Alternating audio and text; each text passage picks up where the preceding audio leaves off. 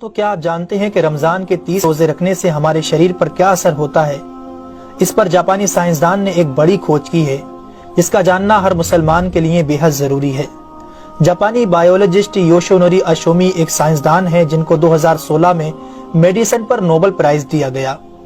ان سے جب پوچھا گیا کہ آپ نے کون سی ایسی چیز بنائی ہے جس کی بنا پر آپ کو دنیا کا سب سے بڑا انعام نوبل پرائز دیا جا رہا ہے، تو انہوں نے کہا تھا کہ میں نے کینسر کی ممکنہ دوا کھوج لی ہے، اور اس بات پر دنیا نے بڑے پر انداز میں ان کی کاوش کو سراہا اور مبارکباد دی گئی۔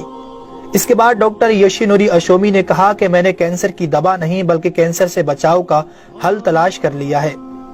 تو لوگوں نے ان سے پوچھا کہ بتائیے ایسا کیا کیا جائے کہ کینسر جیسے خطرناک مرض سے بچا جا سکے؟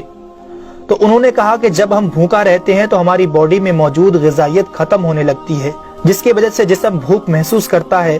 اگر اس بھوک کے دوران جسم تک کھانا نہ پہنچے تو ہمارا جسم بھوک کی شدت کی وجہ سے اپنے اندر موجود ان زہریلے سیلز کو کھانا شروع کر دیتا ہے جو کینسر کا سبب بنتے ہیں۔ اس عمل کو میڈیکل کی لینگویج میں آٹوفیگی کہا جاتا ہے۔